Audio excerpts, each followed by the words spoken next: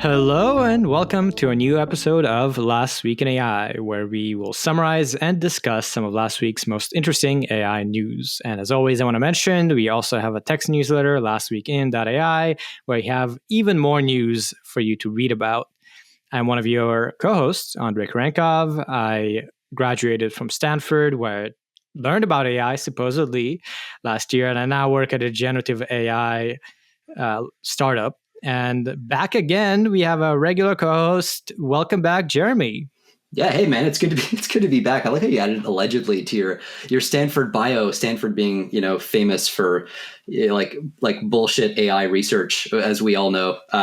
Yeah, it's good to be back, man. I just emerged from the YouTube comment section and with a couple of bumps and bruises. But yeah, no, it's good to be back. Yeah, the YouTube comment section of the Joe Rogan podcast where you were a guest. And yeah, hopefully we got some converts and you'll like the podcast. We'll see. But I'm sure, if nothing else, you've educated a lot of people about AI policy and safety on there. Dude, the comments are amazing. Like Joe warned us before it went out. He's like, this is going to be like nothing you've ever experienced. And the comments especially. It was really funny. Like, I mean, obviously it's a very polarizing issue. You talk about AI safety capabilities, AGI anytime. But yeah, there's like a whole section about just like people are like, I don't trust these guys just based on the spelling of their names, which I get that, right? We have very, very suspicious name spellings. Totally valid. There's cool stuff there about like, yeah, we're like, what was it? We're spooks. We're spooks for the USG. We're spooks for some other government. We are secretly trying to like help the labs like accelerate. It's actually a lot like what we saw with the action plan release, but just more extreme. I think we found 4 different clusters of conspiracy theories. One of which was like, we're trying to help OpenAI achieve regulatory capture. The other was, we're trying to have the US government stop all AI research full out. The other was, we're trying to help China. And then the last one was, we're actually like, secretly, because our thing is not strong enough, like our recommendations aren't strong enough, we're trying to like unshackle because we're not saying stop AI research. So that must mean that we're saying like barrel ahead, build. Yeah, anyway, it's a whole thing. So I love that. It's always a pleasure to be at the center of some kind of conspiracy theory or other. So always fun, but glad to be back and excited for the show. We got a lot to cover. We got a lot to cover. And before that, as usual, I do want to just take a moment to call out some nice listener comments. We got a couple podcast reviews on Apple Podcasts. One of them said that the podcast is detailed but approachable. We get the right balance of getting into detail without getting into too much technical stuff, which we do try to do, although sometimes we do get very nerdy. Another one is a good overview of AI hype. And that was very nice. They did mention a bit of feedback where it would be nice if sometimes we talked about critics like Gary Marcus or people at Dare. And I think that's a good feedback where we should kind of call out some of these things. And lastly, we also got some comments on YouTube. We got Mr. Billy the Fisherman had some good sort of information about how the each country has its own laws and can veto EU laws. And it's kind of similar to the US in that there are federal and state laws. So yeah. Thank you for that comment. And FYI, I am now actually recording the video and editing the video of the podcast. So if you do like watching that stuff on YouTube or seeing our faces, you can go over there and like and subscribe and so on. And in the future, I might add graphics. I might add a bit of fancier stuff. For now, it's just our faces talking instead of just the audio. Yeah, that's why your hair looks so good. We've been working on it for the last couple of hours. So. Oh, yeah. All right. Well, that said, let's get into the news, starting as usual with the tools and apps section. And we have one main story to start with, which is that Google's AI search errors have caused a furor online. So after their big Google I/O event where we covered a lot of news, they did roll out a new feature for search called AI Overview, which essentially in response has a generative AI kind of summary of some sources at the very top of the search before you get to any links. And as soon as it came out, the internet did its usual thing of testing it and trying to break it. And people very much found that it is a bit broken in many ways. And there are many examples of this. On the funnier side, I think it led to some recipes where you could put glue on a pizza and it told you to eat rocks. If you ask it, how many rocks should I eat per day? It said, well, I don't know, 1 to 3 or something like that.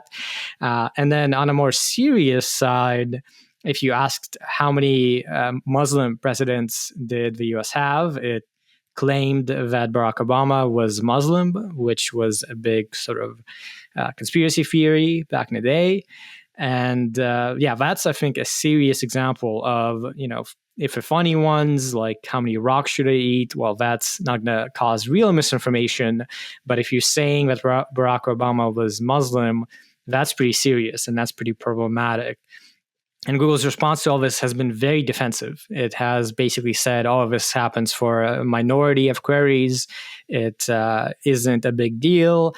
They have kept it. And apparently they've been manually removing bad results instead of like trying to fix this feature. So a real bad blunder on their part, again, as happened a few months ago with the image generator of faces. And it, I think, showcases that Google is, unlike some of their previous efforts with Waymo or things like that, are moving super fast and not very carefully into adding all of these AI features. Yeah, like one way to read this is as a response to pressure. Everybody's talked about OpenAI, right, exerting pressure on Google. Famously, I think so Satya Nadella, CEO of Microsoft, obviously with that close tie to OpenAI, said, "I want to make Google dance." Right, mission accomplished. All these launches, the Bard stuff, the image generation stuff, like the Gemini launch, and now this. It's it does read like unforced errors, but of course the challenge is when you want to move at this kind of velocity and ship faster, something's got to give. You're going to have either more false positive errors or more false negative errors, and they're choosing to go in this direction, which may ultimately actually make sense. Faster shipping, that certainly is the philosophy at OpenAI. We've seen gaffes at OpenAI, but the difference there is when you look at OpenAI, you tend to think of them as a younger company. They've been around for a little bit, but they really are for the first time shipping some real features, or have been in the last few years. So people look at it a little bit more forgiving. They look at what OpenAI is doing with a bit rose-tinted glasses. Also the case that OpenAI has often been the first to launch a completely new category of feature, right? So you have Google here launching something that we've kind of seen before. It's not the first time, right? Perplexity is experimenting with similar things as well. No doubt that's putting additional pressure on Google on top of OpenAI. But they don't get credit for being first here. So that's a big ding. So the expectation then is, okay, if you're not going to be first, you're going to be best, or you're at least going to do it without gaffes. I think that kind of raises the bar a little bit on the expectations, especially because Google's a bigger company. So maybe a bigger downside risk for them, but they have no choice. I think they really have to ship faster. They've got to be able to collect data on failures like this and iterate their processes, which they certainly will be doing. One thing I thought was really funny, at the bottom of this New York Times article, when they talk about all this litany of kind of failures, embarrassing things that are put out by AI Overview, they write, a correction was made to the article.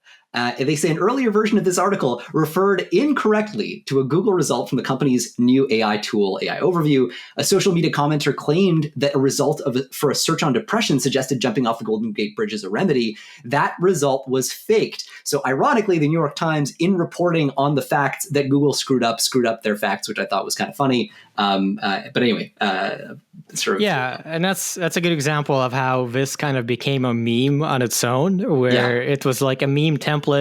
It was really funny, some of these things, like when you Google cheese not sticking to pizza, it says you can also add about 1/8 cup of non-toxic glue to the sauce to give it more talkiness. And I don't know, maybe that's true. Maybe there is glue for food. Andre, I was just on vacation in Italy. I can tell you this is absolutely something that they do there. So yeah, look into it. That's all I'm going to say. That's right. But at the same time, I think you're absolutely right that this is in response. Like the narrative last year was Google is behind. Google has sort of lost its mojo. It used to be an AI leader. Now they're really lagging. And to be fair to them, I think they sort of fixed that aspect of it with coming out with Bard, with Gemini. Now they're a real player in these frontier model categories. Gemini usually ranks similar to Claude and ChatGPT in general. And they did get some things right. Like Gemini, for instance, came out and was generally favorably received after Bard was generally seen as kind of lame for a while. So it makes sense that they have made these mistakes. Certainly, it would have been more ideal that they moved more carefully and avoided these kind of blunders. But as you say, I think on balance, this is better than continuing to be behind. And especially from an investor perspective, you can see how probably investors are still kind of happy that Google is catching up, or at least moving fast, rather than being super careful and avoiding releasing until they're super ready. And that's the only major story for this section. So the rest is the lightning round. First, we have Telegram gets an in-app Copilot bot. So this is from Microsoft, and they have added their Copilot bot to yet another platform, this time Telegram. And this, like similar things like WhatsApp, allows users to search, ask questions, and converse with the AI chatbot. It's currently in beta and free for Telegram users in both mobile and desktop platforms. And I think this is a real indicator of a trend that we've seen with how AI is integrating into these products, where it's essentially added everywhere. With Meta, we saw this added to Instagram search, to I think WhatsApp as well, Facebook. I think the idea a lot of these companies seem to have is that AI should be everywhere, in every app, etc., where you can talk to a chatbot in particular or whatever you want. And we'll see if that's really the case, that people want that, or whether they want just one dedicating app for talking to ChatGPT or something like that. But certainly that seems to be a play currently. Yeah, it definitely seems like a worthwhile experiment. It's also interesting, when you look at all these different platforms, the instances of ChatGPT or Gemini or whatever the model is that's running in the back end are all going to be different, of course. Like with your Telegram or WhatsApp, or I could imagine at some point it starts to make a little bit of sense to maybe try to integrate those, have one kind of consistent, persistent chatbot experience, so that you're not kind of refreshing the context in each case. Then again, in some Telegram channels, some WhatsApp channels, you want the fresh context just for that. But it kind of makes me wonder what the future of integration looks like. Do you go horizontal, or does it stay vertical in this way? Obviously, big security implications to going horizontal too. But we'll see. It's also being rolled out in beta right now, so just sort of in testing mode. But it's free on mobile and desktop for Telegram users. I'm not sure if you might have mentioned that already, but thought that was sort of interesting as a broad release. Microsoft getting more distribution. That's what they do really well, right? Getting these chatbots in people's pockets. And next up, another kind of similar story, and that's that Opera, the browser, is adding Google's Gemini to its browser. And Opera has already had this Aria assistant that I believe already had some chatbots. So this partnership now has the chatbot from Google, and apparently it's part of where they're heading. So you can kind of choose this chatbot over other ones. And there is also a feature where Aria is allowed to add new experimental features as part of its AI feature drop program, which apparently they have. It's another example of AI everywhere, chatbots everywhere. And personally, to talk a little bit more about it, I think this is probably the right approach in some ways, where I have found personally that I've gone to ChatGPT so much in so many cases that it makes sense to me to basically have a chatbot accessible from anywhere, at least large language model chatbot, where it's built in, you can ask for it in whatever your preferred platform is. But I think the initial responses from a lot of people on Instagram and WhatsApp have been like, why is this here? So again, we'll see if most people actually want it. Yeah, and I think you're right. It also has a lot of strategic implications, right? Because now, to the extent that people want this stuff baked into the apps they're already using, rather than going to ChatGPT or OpenAI directly. OpenAI it's not that they get cut out of the process, but there's an extra layer between them and the user, which means the data gets shared with other people, which means there's leverage that third parties like Microsoft are going to have over the distribution and access to these systems, over and above the fact that they themselves can make their own versions of the systems too, which, as you said, is what we're seeing with Google and what we're seeing here, actually. So I think that's kind of an interesting strategic challenge, right? Maintaining that monopoly on the flow of data, especially in a context where we're not quite data bottlenecked yet, but we may be headed in that direction in the coming years for various reasons. So that's a really important strategic consideration. But yeah, apparently this is also going to come, unlike the one we just talked about, unlike the Telegram Copilot one, the Opera One developer version is actually going to come with an image generation feature, which is powered by Imagen 2, which is like Google's image generation model. So kind of a more of a multimodal experience that they're going for here, which it'll be interesting to see. Like I could see that being a thing, when you're chatting with somebody and when you just want to kind of spontaneously generate an image in that context, might be a nice user experience. Yeah, I mean, I think a bigger deal would be once these models are better at generating memes. I think that will really be a delight to the internet, but I guess this is also cool. And next, Amazon plans to give Alexa an AI overhaul and a monthly subscription price. So as we've kind of been waiting for, apparently they plan to overhaul Alexa with generative artificial intelligence, and as a result, introduce a monthly subscription price for that fee. This is expected to launch later this year. And this subscription cost will be on top of Amazon Prime. So, it's going to be something you have to really opt into. So yeah, I think probably the right move. Probably Apple is doing the same thing with Siri. Certainly Google has already done it with their AI assistant. So something that makes a lot of sense, and I'm sure will make Alexa better. Yeah, Amazon obviously playing a lot of catch up when it comes to generative AI and certainly AGI in particular. They have an internal AGI team. We talked about this, I think, a month or 2 months ago. That it was sort of a surprise to me when I learned this, to be honest. But it's obviously a newly spun up team, so it kind of makes some sense. They're trying to make up for lost time, and this seems like a good way. I mean, they already have this brand in Alexa. They have distribution in Alexa. I think one of the things that Microsoft is showing is that distribution really, really matters when it comes to generative AI. So, maybe this helps them close the gap. They are actually surprisingly going to be challenged on hardware. Amazon will be, even though they have dominated for so long on the hardware game, being really the first servers as a service company, infrastructure as a service and all that stuff. They kind of pioneered a lot of the early work there, but now sort of more challenged at getting allocation from Nvidia. That's starting to turn around, but definitely a sense that Amazon needs to make up for lost time here. And this is one way that they could make some real progress there. The fact that it's not bundled into the $139 per year Prime offering, right, by default, like you said, that's kind of interesting, right? I mean, and it does track, if you look at the pricing for ChatGPT, a lot of these other services, you're looking at $20 a month. That's, a lot of that is going to be profit, obviously, but it's more than the annual price of Prime in this context. So, maybe that's just at this point, inference is just too expensive to tack it right on. And I think we'll learn a lot about the unit economics of this sort of thing as we start to see the bundling with services like Prime, which may eventually happen. But we don't know yet, and Amazon doesn't know yet how that's going to shake out.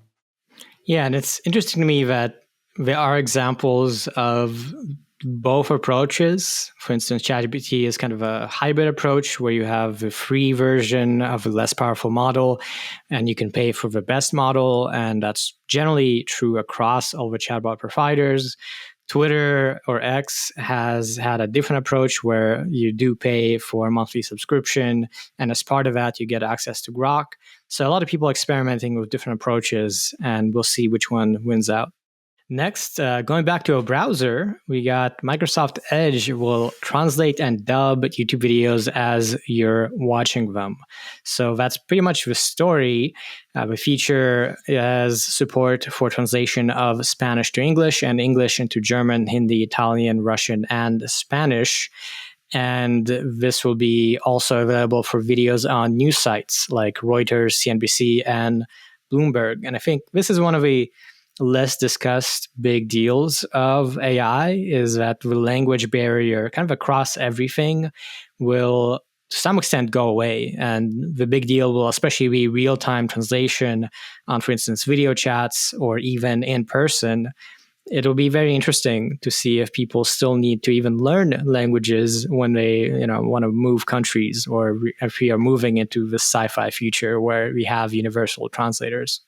Yeah, and I think you're right to latch onto that. And with one of the key ingredients really enabling that is the low latency, right? All the progress we've made on inference. One of the biggest challenges has been, sure, you can train these very large models to do translation and do it really well, but if they can't translate in real time, if they can't translate with a couple hundred milliseconds of latency, let's say, then it starts to feel weird because I say something and like Andre has to wait and then like listen to it, and then we're having this like kind of stuttered conversation. Anyway, so I think that's one of the big things that's really made this possible. There's so many things. I think people are still undervaluing the importance of rapid inference and what it's going to do to, among other things, agents, but also translation and other downstream applications. So we're definitely one to watch as the unit economics for inference, or the economics, I should say, for inference models get more and more favorable. And the last story for this section, EO thinks its Gen AI earbuds can succeed where Humane and Rabbit stumbled. So this is another example of the emerging sector of sort of wearable AI tech. And as per the headline here, they are focusing on Bluetooth earbuds. This company has been around before and already, I think, released some products, but they have this new EO1 product that will be launching this winter and will integrate presumably the latest chatbots. And apparently they actually was formed inside Google and incubated in their X Moonshot factory, but are now operating independently. This product, the one, will cost $600 for the Wi-Fi model and $700 for the cellular version, but will not require a monthly subscription fee. So, yeah, another try at this. And it seems like, at least I think, they will have a decent shot relative to other ones. It's not a new company. They've already released products. And the form factor of earbuds has already had this idea of integrating assistants with Siri and so on. So probably the best bet for this kind of working.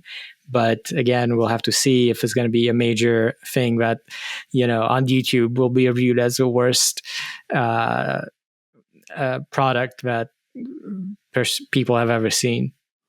Yeah, we're seeing a lot of those these days, it seems. But yeah, no, I mean, and this has an interesting form factor for sure. They are headphones, but they're pretty big because of this pretty big battery. Apparently has up to 16 hours of charge. That's with a phone in Bluetooth mode. So that's quite something. But one of the big selling points they're claiming here is, look, this thing has intrinsic value. No matter what, it can just function as a good pair of headphones. You've got that core kind of that cornerstone nugget of value. And then we build on top of that. Whereas, you compare it to like the Rabbit R1, and I'm just going to harp on this for a second, because while I was on my break last couple of weeks, I did watch a video on YouTube by this channel, CoffeeZilla. They go into the like Rabbit R1, and apparently Rabbit's founder and the kind of history of alleged fraud that he's engaged in, which goes back to like a alleged crypto scam that he ran a couple of years before. So there's like all kinds of shady stuff going on in this space. I think when we first covered this, we were sort of like, curious about this. I think they called it the language action model, if I'm getting that right. It was a LAM, right? And we were like, well, what is this? Like, because there's not a lot of information about it. It wasn't clear how the architecture worked. And we had a lot of open questions, but we're excited about it because, surely nobody would throw like $30 million at a nothing burger. But hey, it's 2024, man. There's a lot of this stuff going on. So yeah, here we have a different play, EO coming out with this thing that has intrinsic value at the very least. In that sense, maybe a bit of a safer bet that they can build on top of. We'll just have to see how it pans out. But the price point seems to make some amount of sense for right now, and hopefully the AI features are to follow. Yeah, that's a good point. I mean, people already spend hundreds of dollars on the earbuds, and yeah, as you said, they're actually going to have value, even if AI isn't the best. So this is something I could see myself investing in, unlike the pen and other stuff. And on to the applications and business section. And the first story is PwC agrees to deal to become OpenAI's first reseller and largest enterprise user. So OpenAI has courted various companies with this enterprise offering idea, and PwC, which I think is a large sort of, actually, do you know what they do? I kind of forget. Yeah. So PwC is one of the so-called big four consulting companies. So when you think about, I guess there's like what Deloitte, PwC, I think KPMG is one of them, and I forget. It stands for PricewaterhouseCoopers. It's the old name of the thing, but it's consulting. It's whatever problem you got, they'll throw some bodies at it type thing. Right, that's what I thought, but I didn't want to get it wrong. So this deal will mean that it's 100,000 employees will now have ChatGPT enterprise licenses. And apparently there will be a reseller as well to provide it to, I guess, presumably clients of the company. So really, like, this seems like maybe very businessy, whatever story, but I think this is a big deal. Like, enterprise is where the money is at typically. And this deal, we don't know how much the dollar amount was, but I'm guessing pretty large, given that it's going to 100,000 employees now. So another kind of boon for OpenAI. Again, it seems in recent months they have been really pushing for this, with Sam Altman meeting with people and offering this. So interesting to see if they continue to make progress in the enterprise front. Yeah, and this is a new business model for OpenAI as well. They're kind of, I was going to say, dipping their toes into the water. This apparently amounts to like 100,000 of these licenses, the enterprise licenses to PwC employees. So that's something. But it is the first time OpenAI has like done this resale model. So again, like you said, we don't know what the margins are. We don't know what the costs are going to be like. But certainly, if you're OpenAI right now, you got to be looking around you. You got to be looking at Microsoft, saying, you know what, these guys. If they don't own us, they're definitely, there was an article I think out in maybe Forbes or Fortune recently talking about how OpenAI and Microsoft are increasingly becoming frenemies, just because OpenAI needs distribution, they need hardware, they need a lot of these things that only Microsoft so far has been able to offer at scale. So they're now looking for other ways to meet those needs. So they're more independent. Microsoft is internalizing a lot of their AI model development efforts, which used to be what they'd lean on OpenAI for. They also still have access to all of OpenAI's IP up to the point where they build whatever the board decides is AGI. But still, so there's a lot of this kind of dynamic going on. You can kind of see this through that lens of OpenAI saying, you know what? We need our own way of achieving distribution, right? We talked about that in the context of the whole Telegram, Microsoft kind of stuffing chatbots into Telegram and other things. They got great distribution. It's what they do so well. It's the reason that Microsoft Teams beat out Slack, right? There's a long history of Microsoft using its outrageous scale to just beat out products, in some cases superior products. And so OpenAI here, they got to find a way to turn a profit. They've got to find a way to make up for those insane costs of both model training and inference. And partnerships like this, looks like a pretty good headline for PwC as well, right? If you think about their job is to sell the hours of their team's labor, of their consultants' labor to companies. And if they have this brand as like this, forward AI forward consulting company, the first of the big four to sign any kind of deal like this with OpenAI, all of a sudden, if you have an AI problem, you're like, oh, well, which one do I choose? Maybe you go with PwC for that reason. So a really big marketing win here for PwC and potentially a good distribution win for OpenAI. That's kind of at least my top line thoughts looking at how this is shaping up. Yeah, this also makes a lot of sense to me. I think, programmers are the number one category of people who have really adopted this into their workflows already. But I could see consultants being the number two sort of category, where at least how I understand it, consultants write a lot of emails and presentations and documents. Oh, they'd never use a chatbot for that stuff. Yeah, maybe. But certainly, I think there's going to be a lot of benefits. So it makes sense that PwC went this way. And it's an interesting point regarding Microsoft, because Microsoft has kind of built their business partially around providing software for businesses, and they have all these tiers for, if you want to buy their OS, you could get the business version. Copilot, I believe, also already has a business version, but Copilot is powered by GPT-4. So Microsoft hasn't managed to build a GPT-4 scale model. They have Phi, which is a smaller one. We do know they're working on a GPT-4 scale model. So yeah, frenemies for now. We'll have to see where this goes. And next, another OpenAI story. It seems like a lot of these business stories we usually start with OpenAI. So this one is, again, adding to a trend that we've seen and have been talking about for quite a while. The story is that Vox Media and The Atlantic signed content deal with OpenAI. So OpenAI has kind of done the thing they've already started doing with various things we've covered, how this happened with Financial Times, I think a couple other ones. So here again, they're going to license the training data from these companies, their news stories, etc. And Vox Media is planning to use OpenAI technology to enhance its approach, to enhance affiliate commerce products and expand its ad data platform. Apparently, The Atlantic is developing this microsite called Atlantic Labs to experiment with AI tools to serve its journalism and its readers. And one last deal is, in terms of the dollar amounts, it doesn't seem like we know exactly the numbers. We know of News Corp, it was 250 million, Financial Times, or 5 to 10 million. So I'm guessing this was in a million kind of category. But yeah, once again, this is happening. OpenAI, we know, has done this multiple times before. So part of the race to get copyrighted data to use for, let's say, legitimate training, instead of having these companies sue them like the New York Times had done with OpenAI. Yeah, to your point, like they're saying these deals also appear to provide OpenAI with protection against copyright lawsuits, right? That all important provision. And it's, a long series of these things that we've seen. News Corp, which owns the Wall Street Journal, New York Post, Daily Telegraph, Axel Springer, that's Business Insider, Politico, Meredith, which I'd never heard of. They own People Magazine, Better Homes and Gardens, Investopedia, a bunch of other. So, you got tons of these places, Associated Press, Financial Times.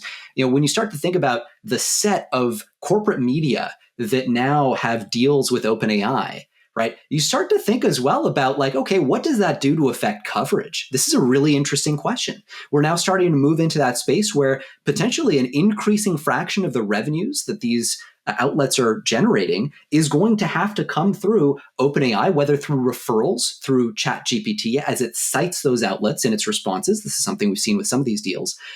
Or just like the way that the outlets are potentially portrayed in ChatGPT's outputs. There are like a million different ways in which influence could be bought and sold, let's say, in that context. So I think this is a really interesting question as we migrate from a world where social media platforms were the ones that had all this outsized leverage really on publications, right? You can imagine Facebook turning to, like, I don't know, the New York Times, and sort of having through their algorithm a huge impact on what succeeds and what fails.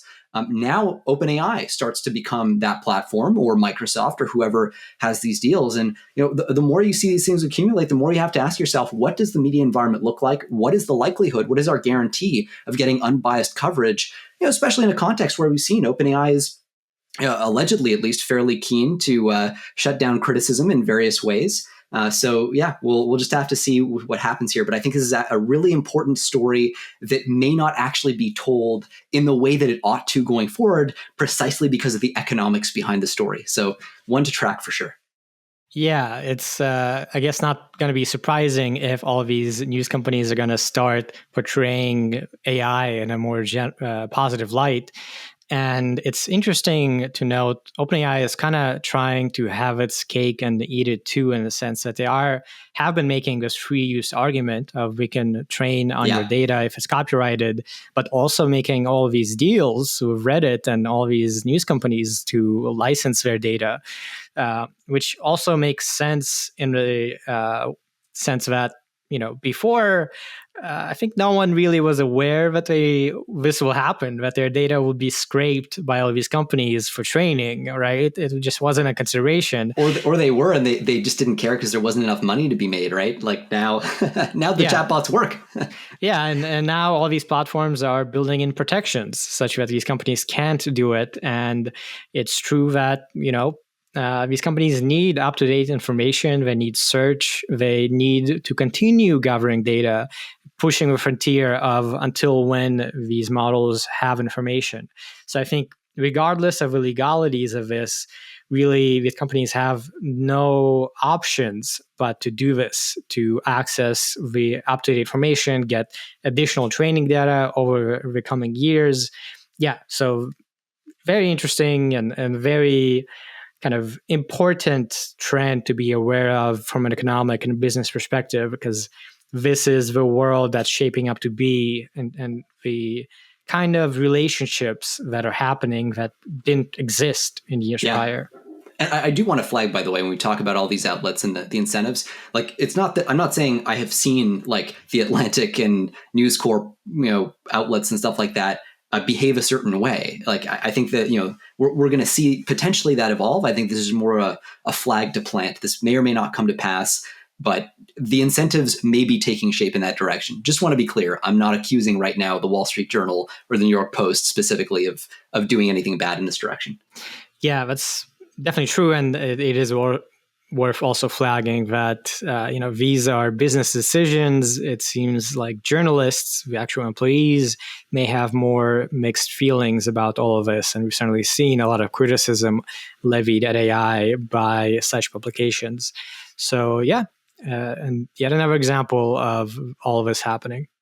And on to the lightning round. Just one more story about OpenAI. I guess we are on a streak here. And this one is about how OpenAI is launching programs to make ChatGPT cheaper for schools and nonprofits. So that's pretty much the story. They're going to offer it to these categories. And to me, I think it's interesting kind of as part of a trend where AI and in particular chatbots is shaping up to be a landscape where it's a bit of a commodity in a sense, where now you have multiple options, almost like cloud computing, where a few companies that are big are able to train frontier models that are almost equivalent in terms of performance. So it feels to me like these moves are in part to sort of lock in usage, to get people to continue thinking of ChatGPT as sort of a default, as you do with browsers or cloud providers, because, in a way, like Uber and Lyft is another example where these are basically equivalent products. And to keep leading, you probably can't compete on price too much, and you can't compete on quality too much. So what you're going to compete on is a lot on the brand side and what people are just used to using. Yeah. Well, this particular piece, is that nonprofit push. Apparently, OpenAI for nonprofits is allowing nonprofit orgs to use ChatGPT Team at this discounted rate, $20 per month per user. So that's, an attempt to sort of, I guess, build that brand, as you say. And then they've got a tiered discount system for larger organizations. But and then in this post, they share a bunch of stories about, specific cases where people have been able to use their tools for, as they put it, a tangible social impact. They highlight folks who are using it to access international funding. A lot of this around automating the process of putting in grant applications for different grants that would help these companies, these nonprofits thrive. So this is certainly very interesting use cases. I will say, it's interesting that there has been so much buzz about OpenAI, so many news stories coming out. That just happened to have come after, I don't know, a week where it seems like there's been a lot of fairly bad news about OpenAI, some news that some might say cast doubt on perhaps, allegedly, the integrity of the management of Sam Altman in particular. There's been a whole bunch of whistleblower stuff that's come out. And now we're getting blasted by introducing OpenAI for nonprofits. So I think this is pretty interesting. If you're putting your media hat on, your sort of marketing hat on, your let's say brand damage control hat on, this might be the sort of thing that you might expect to happen after a week of hell like the one that we've just seen. Not to say these aren't wonderful things. Hey, OpenAI for nonprofits, kudos. There's a lot of great stuff OpenAI has done on the security side, flagging some influence operations, information operations that they've just caught people trying to pull off using their tools. That's all good stuff. Credit where credit is due, but you gotta notice the timing here. It is noteworthy at the very least. So anyway, it kind of makes me wonder about the timing of this particular announcement too. Yeah, you gotta wonder. I agree. Yeah. And this next one is another topic we like to talk about, which is computing, and in particular, the frontier of computing that will enable AI to continue scaling. And this one is about China, another topic we like to cover. So there's a new Huawei patent that reveals 3 nanometer class process technology plans. And once again, this is in spite of U.S. sanctions that really do limit the ability to build this sort of technology. So I think, Jeremy, you're usually the expert on this, so I'm going to let you take over. Yeah, no, of course.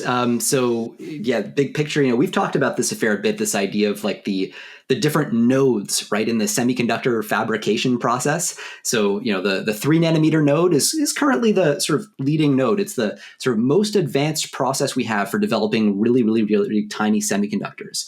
Currently, 3 nanometers is basically all used for the iPhone. It's what you tend to see. So as the semiconductor fabs like TSMC in Taiwan learn how to make the next generation of node, these even smaller feature sizes, that generation node tends to be used for smartphones because you need the smallest, most compact processing.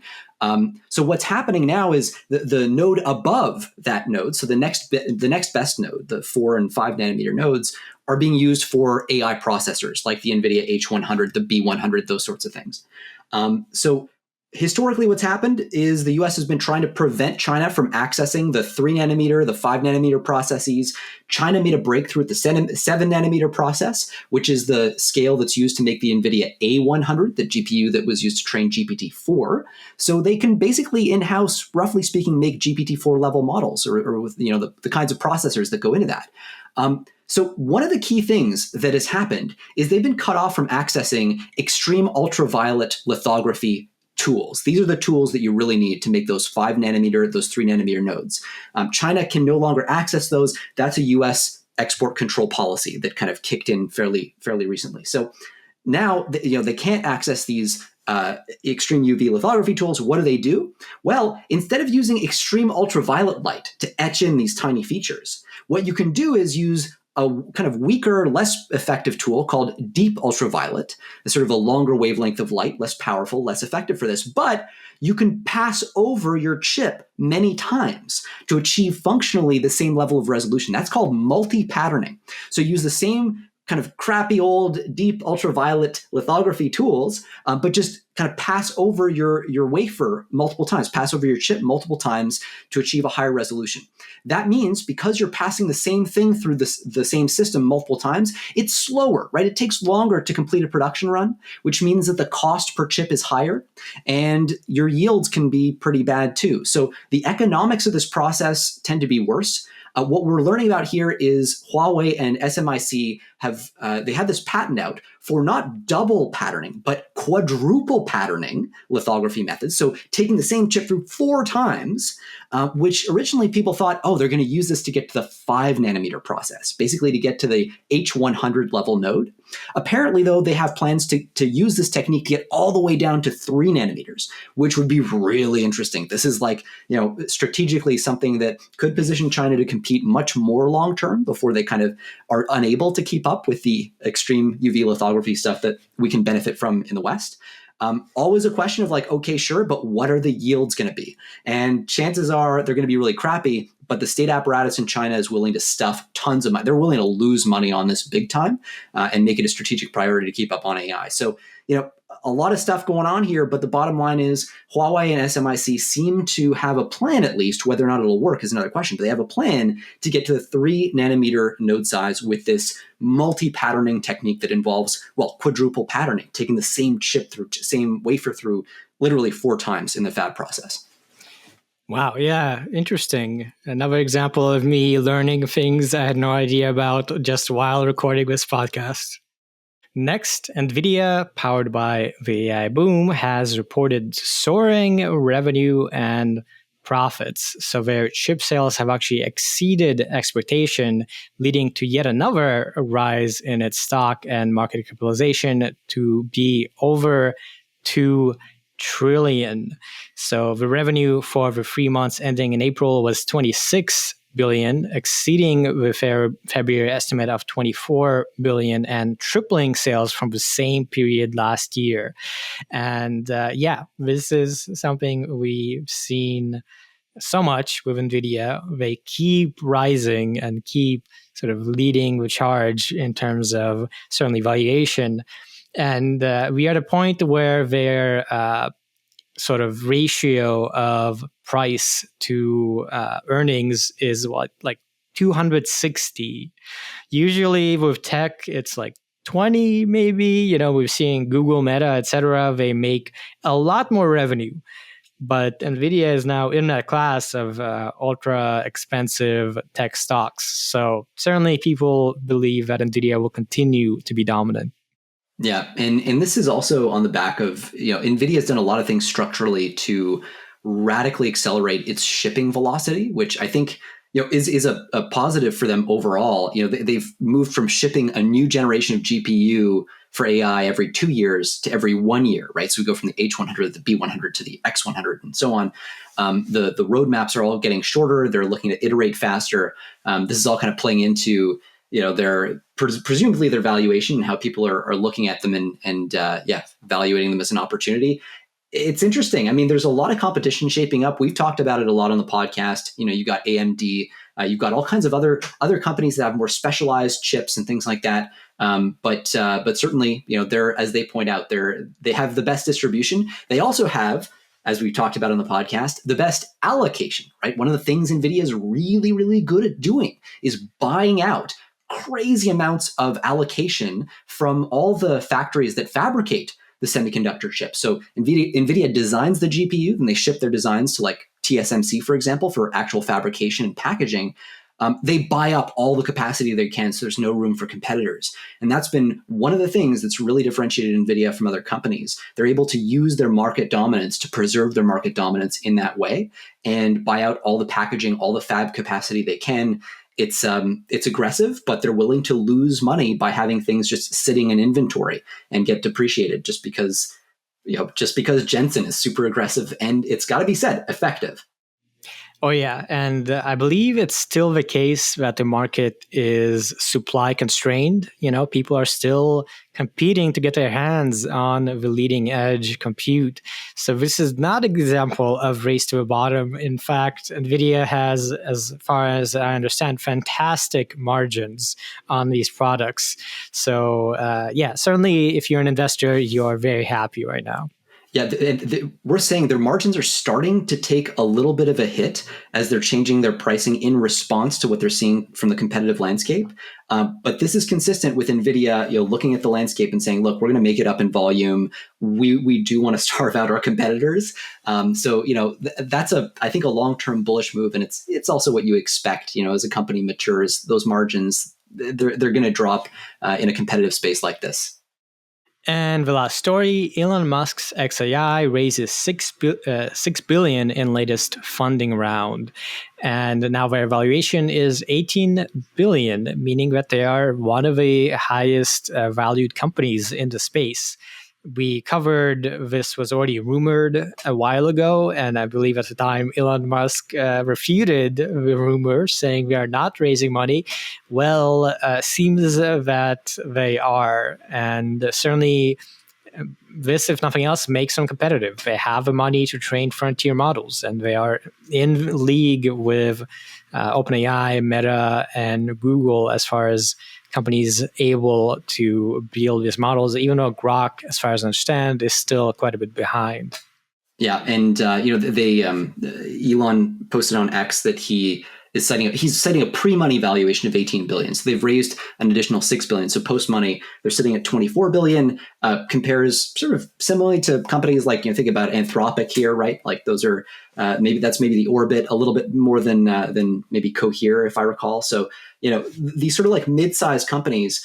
We've talked a lot about whether it's possible for companies like this to actually survive in the kind of market dynamics that currently exist, especially around hardware, right? This is $6 billion is a lot of money. But when we're looking at a world where compute training runs will cost in the billions of dollars in the coming years, this doesn't necessarily get you that far, and you're going to have to show some ROI pretty soon. It's interesting, you look at the set of investors. Elon is raising here from Prince Alawid bin Talal, and a bunch of, so he's already kind of reaching for sources of money that are kind of not necessarily just your A-lister Silicon Valley sort of VCs. There are certainly some impressive ones here, right? We got Andreessen Horowitz, we got Sequoia, but when you're already raising from Saudi entrepreneurs. It's you're at that stage. You're raising $6 billion. You have to cast a wide net. It's an interesting question as to whether this is sustainable. Strategically, dicey situation. OpenAI had to align itself to a hyperscaler like Microsoft to get access to the computing resources they needed. Anthropic has done sort of similar things with Google and Amazon. Obviously, Google DeepMind is completely in-house now. So, there's this interesting question as to whether XAI's position is stable long-term. They're definitely the largest market cap version of this problem that I've heard of that I believe exists. So I'm especially interested from a kind of market dynamic standpoint as to whether their position turns out to be tenable in the next few years. That being said, Elon thinks AGI by 2027 is highly possible. So if that's the case, yeah, maybe this is enough for now. Who knows? And on to the projects and open source section. And we start with another favorite topic. We go to more and more, which is evaluation. And the story is that Scale AI has published its first large language model leaderboards, which, as with other leaderboards, ranks AI model performance, in this case, in specific domains. So this is called the SEAL leaderboards. And they evaluate on several categories like coding and instruction following. This is similar in category to things like the ML Commons benchmark, Stanford's HAI's Transparency Index, and other things. We've covered LMSys. But they do say, Scale AI, that there are some flaws in these things. For instance, ML Commons has public benchmarks, so companies can train their models specifically to do better on them. And we've covered how leaderboards are gameable, and probably companies are gaming them because this is now important for PR, and you always want to say we have the best model. Generally, the results they show are pretty consistent with the picture. We know that GPT-4o is still leading. Llama 3 70B is close behind. Mistral large is similar. Claude is similar. Gemini 1.5 Pro is similar. So yeah, nothing too new, but I think a new entrant in the space that a lot of people are excited about. I think there's a lot to like about what Scale is doing here. First of all, very, very welcome, as you said, to have these private leaderboards, right? They are harder to game. They're getting human beings to actually run these evaluations. So we're not looking at automated evals, which has been a big trend that we've seen, especially using things like GPT-4 to evaluate the performance of language models, which has a whole bunch of interesting failure modes, right? Because GPT-4 doesn't always evaluate or rate things the same way that a human would. And, it can succumb to adversarial attacks. It can go out of distribution, do all kinds of things. So this is, I think, a really expensive effort because you got to get all of these contractors and outside folks who they say they're bringing in experts to evaluate these things. But it's worth it because it at least gives us a really kind of clear picture of how these models actually stack up against each other. And that's been a real challenge historically, knowing which models are best and for what. Nice to see that progress being made. They do say, so they let you dive into different categories of evaluations and leaderboards that they have. They have some for coding, some for language, some for math. The coding one, they've got, like, for example, 1,000 prompts that they say spanning a diverse array of programming languages and tasks. And anyway, so the whole idea here is, in each case, they're using ELO scale rankings to kind of have two different models compete against each other, and then they have the winner, get scored by a human, or determined by a human. So those ELO rankings, we've seen them pop up on all the leaderboards. That's a very common, popular way to do this. It really is the best, most robust way that we've seen evaluations get done, just because it's a relative ranking. It doesn't, you can't saturate that metric in the same way that you can saturate others like MMLU or whatever.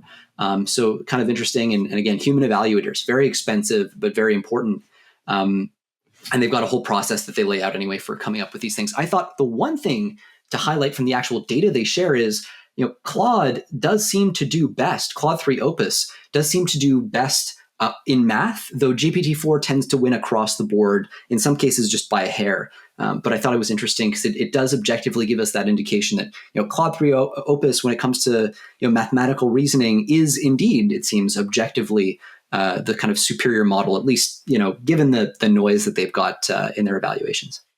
Yeah, and another reason to be excited about this is just building on some previous efforts of Scale, where they published a research paper showing that on one of the popular benchmarks, in fact, people were gaming it. If you created a new private variant of a benchmark that wasn't already out there, then the models did not generalize.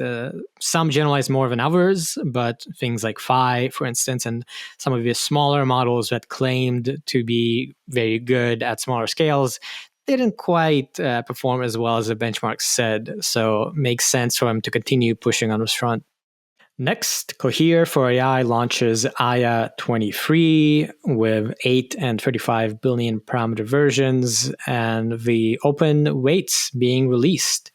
This is building on the previous Aya, which brought together 3,000 collaborators from around the world to build the largest, in particular, multilingual instruction fine-tuning dataset and state-of-the-art, massively multilingual model. And what that means is that, for instance, Aya 101 covers 101 languages and is focused on breadth, whereas Aya 23 covers 23 languages, but is more focused on depth. So they are focused on really making this a very powerful multilingual large language model. And this is pretty important because they say that this expands the state-of-the-art language model to nearly half of the world's population.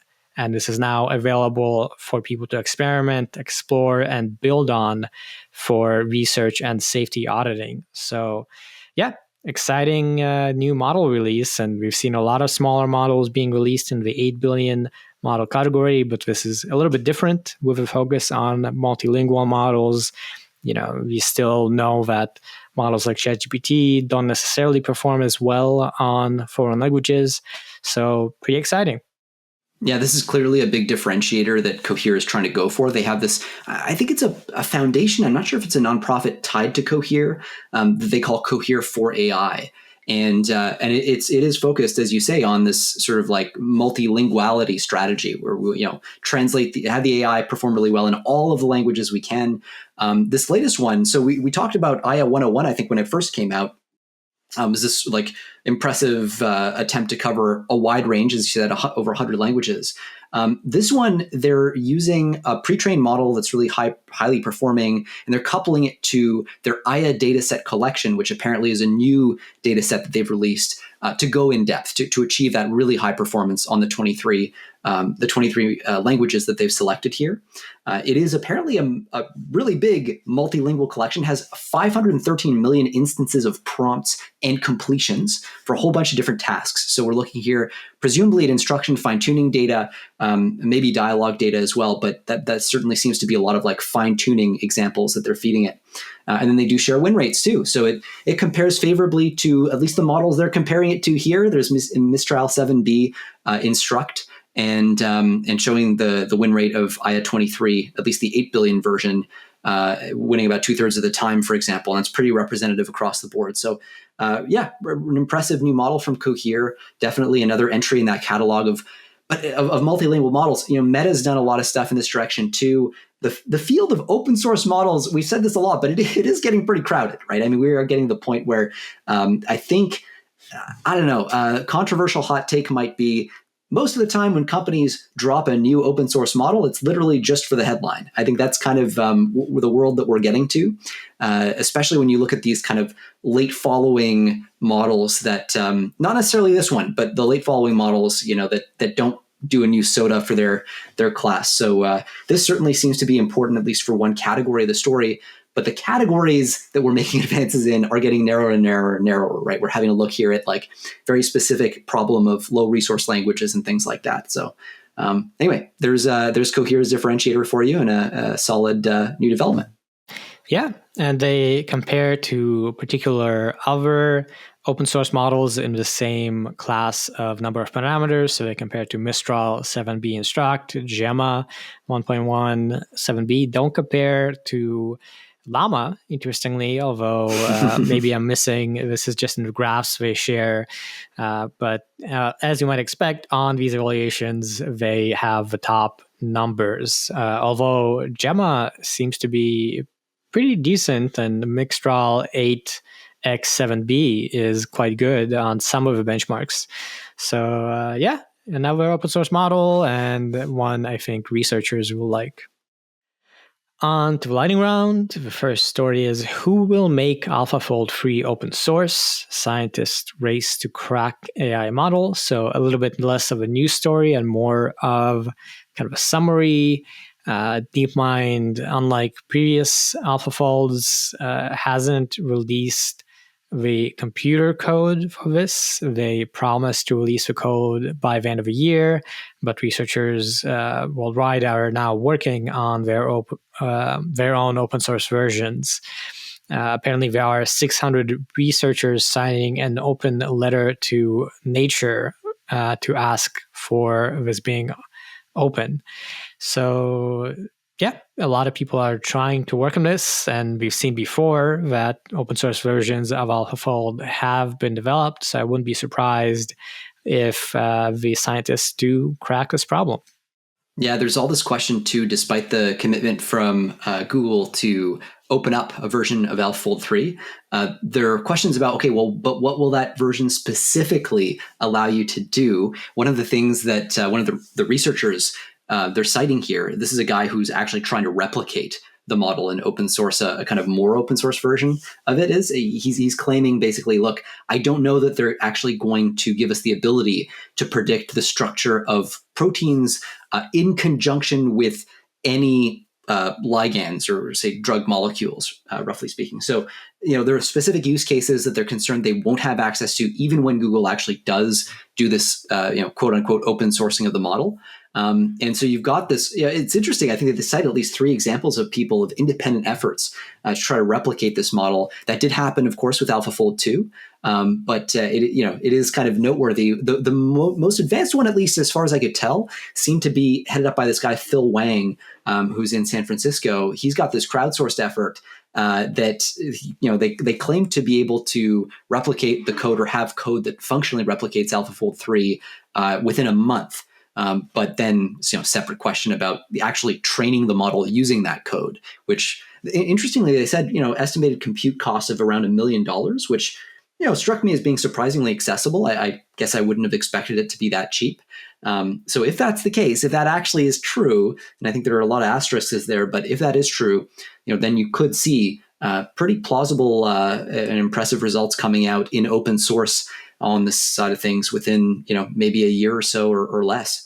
Which, a lot of implications for drug discovery, a lot of implications for Google's competitive moat, because Isomorphic Labs and Google DeepMind have been partnering on these things. That is their moat.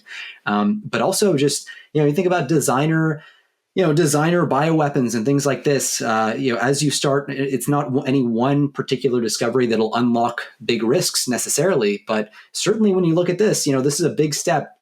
You're talking about models that can actually model the interaction between drugs and biomolecules. That gets you a lot closer to things that could be pretty dangerous. So you think about open sourcing those things. There are all kinds of questions that naturally get raised. And the last story for this section, Mistral releases Codestral, its first generative AI model for code.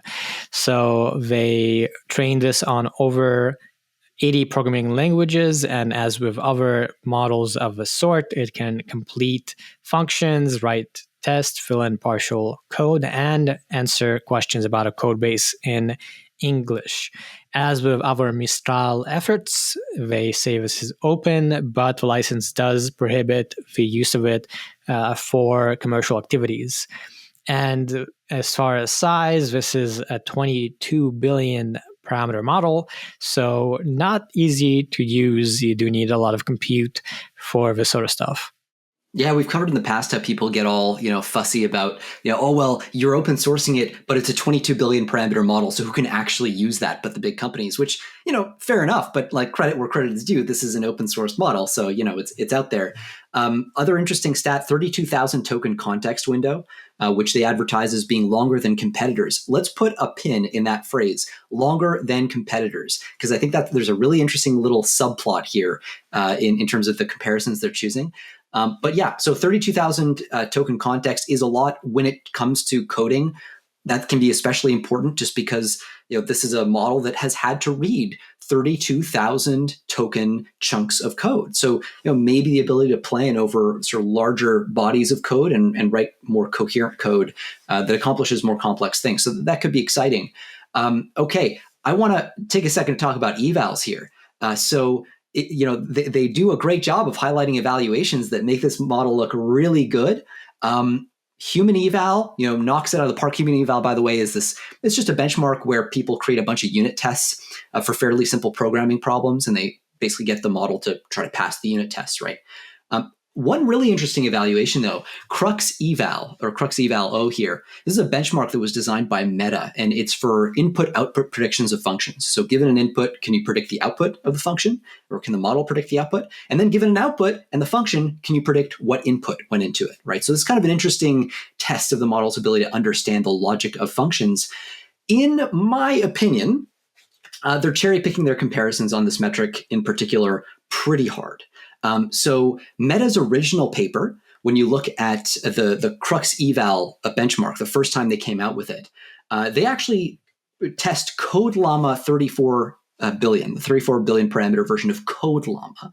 And they find that it gets a 50% score on this metric. But Mistral doesn't show Code Llama here. They only compared the model to Llama 3 70 billion parameters, which is not fine-tuned for code, which Mistral's model absolutely is. So this is a very unfair comparison a priori as far as I can tell. You have a specialist model and you're stacking it up against a generalist model. Yeah, it's a Llama 370B. It's a bigger model and all that, but you get a lot of value out of that fine-tuning process.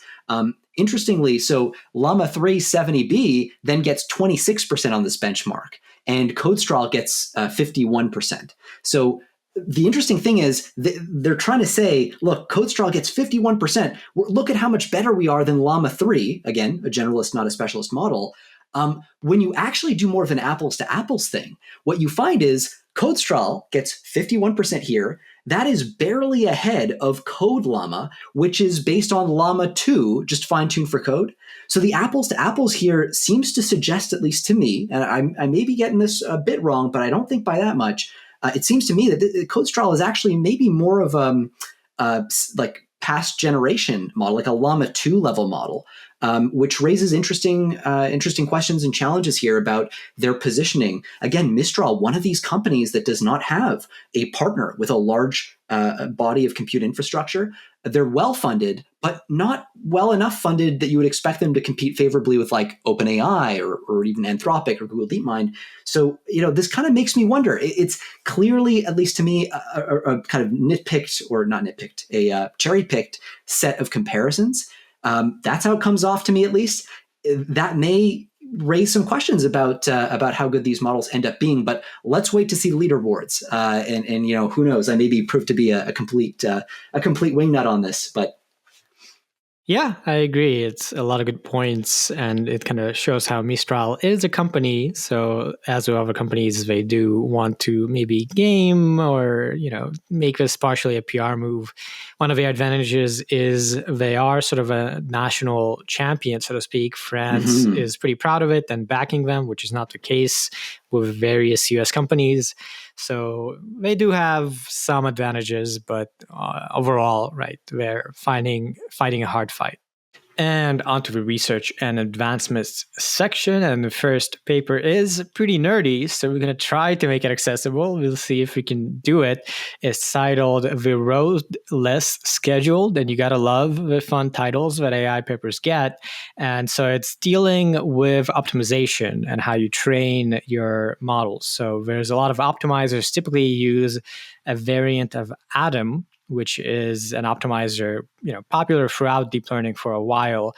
And as with other parts of the learning process, these optimizers have parameters that you have to tune. There are kind of magic numbers that there isn't necessarily a great science for. Usually you do ideally a hyperparameter suite to see kind of what are the best numbers for this. There's no kind of known answer. So this is introducing a new way to optimize that takes away the need for learning rate schedules. So in particular, some of these have optimization stopping steps, T, and they introduce this schedule-free approach that does not introduce any additional hyperparameters over standard optimizers with so-called momentum. There's a bunch of math, a bunch of details we can't get into. And I believe when the results were first shown on Twitter a couple months ago, it generated quite a bit of buzz and quite a bit of excitement. And now the paper has come out. And if you look at the various graphs they show, they don't quite go as big as large language models. They compare on things like ImageNet, training image models, and they optimize on quite a few different benchmarks, 28 problems ranging from logistic regression to large-scale deep learning problems, and these schedule-free methods show strong performance, matching or outperforming heavily tuned cosine schedules. So again, exciting if you know your stuff when you engineer and train these models, because it's really annoying to try and guess what the hyperparameters should be, and yet more progress on some of these fundamental problems we need to address. Yeah, and I'll give just a quick attempt at like explaining this whole learning rate thing for listeners if you're interested, because I think it is important. But basically, every time you feed your model during the training process, you feed your model a new batch of data to have it update its weights, its parameters, values. What ends up happening is you have to decide, okay, well, how much am I going to update my model based on the data that I just fed it, right? Am I going to assume like, oh man, I got to completely change all of the weights, all the parameters in my model in response to the mistakes that it made on this training batch? Or am I going to go, I'm just going to take a very cautious little step here, right? So this is where the idea of the learning rate comes in. That is the learning rate. Big learning rate means taking big steps, making big changes to your model in response to the data that comes in during training.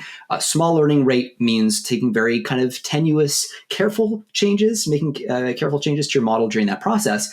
And what people have found historically is that a steady, consistent learning rate throughout the training process is not actually optimal. It's often best, for example, it can be best to do things like have a faster learning rate, take bigger steps early on in training as the model is just learning from scratch and has to be kind of reinvented, let's say, with the data as it comes in, and then gradually reduce the learning rate as the model hones in. And then there are a whole bunch of strategies, including momentum-based strategies, which essentially, well, we're not going to get into the details, but basically there's strategies to kind of like tune the learning rate in a more and more intelligent way using heuristics that aren't as simple as just like, we'll start at this and we'll wrap at that. this is an attempt to further optimize that process by getting rid of these learning rate schedules. How did I do?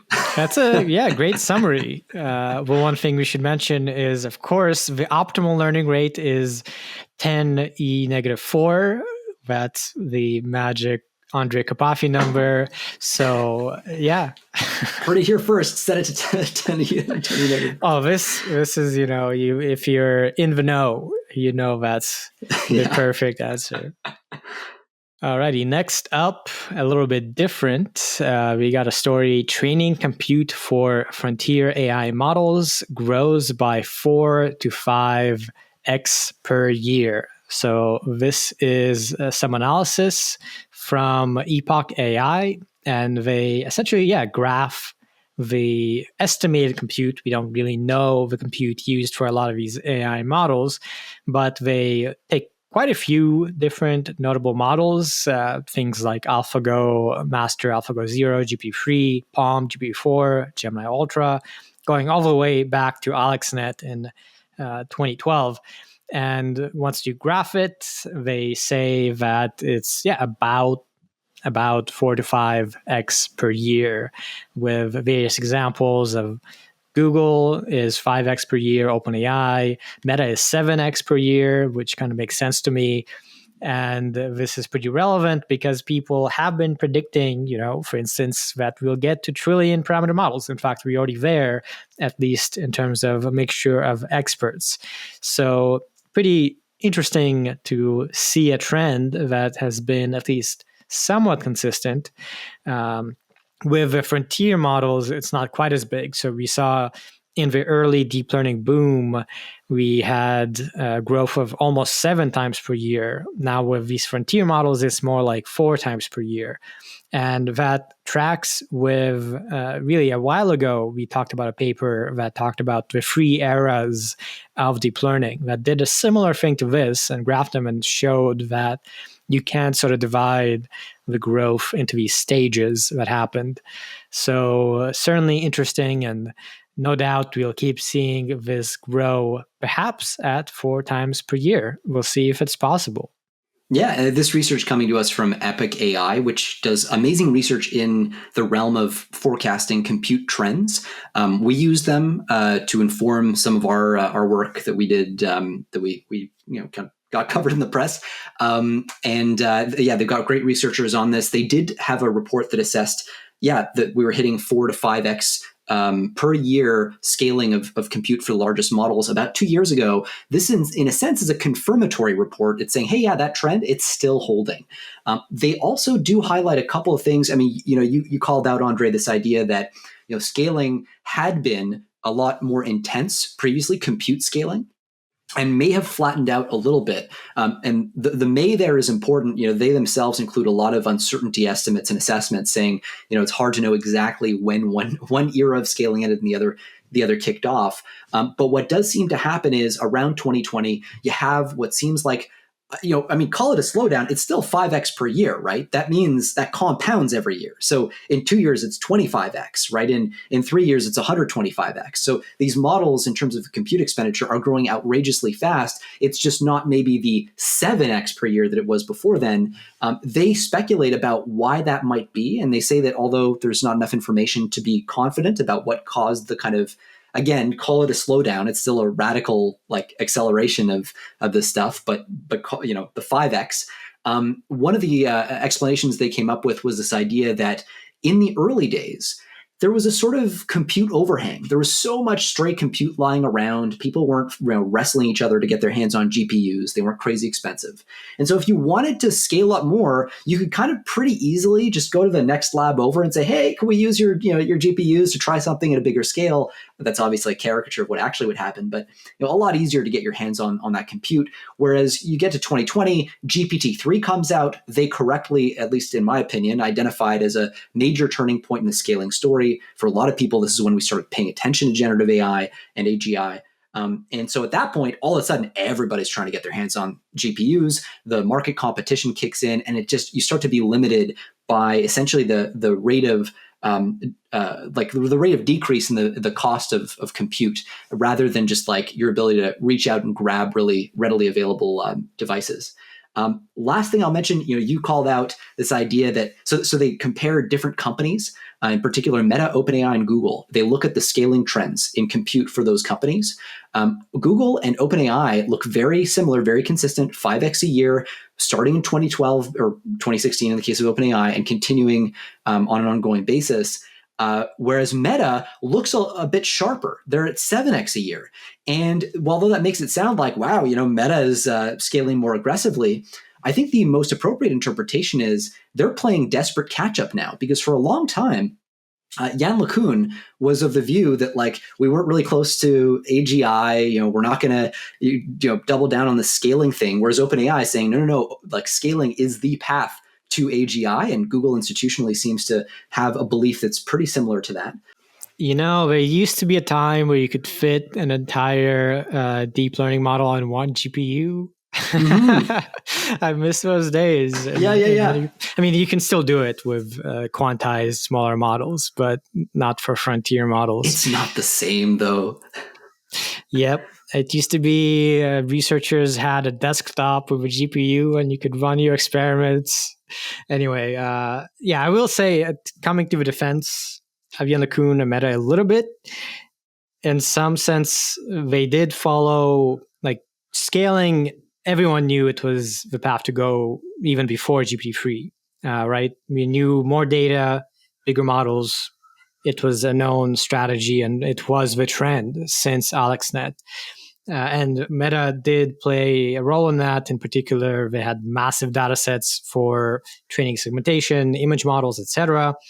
Where they did lag was really adopting large language models and moving towards outrageously large things. And to be fair, again, I think it wasn't in the popular consciousness in the research world as soon as GPT-3 hit and scaling laws hit.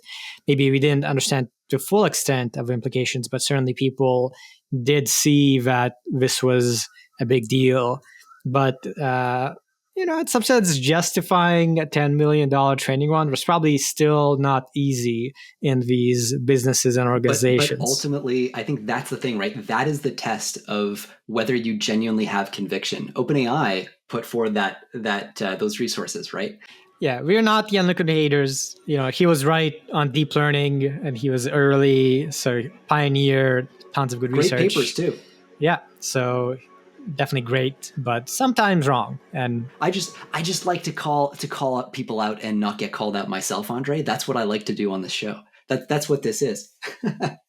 Onto the lightning round. First story: gzip predicts data-dependent scaling laws. So what they're saying essentially is you can sort of tell the scaling laws you'll see with data just based on seeing how compressible the data is without even training full neural nets. If you just kind of analyze the data, and they show this across 6 data sets of varying complexity, and these different data sets have different compressibility based on that complexity, and they then find that on each of these, when you do actually do this, that corresponds to what you'll observe with scaling laws when you do train neural nets. So very interesting result, and perhaps very useful result.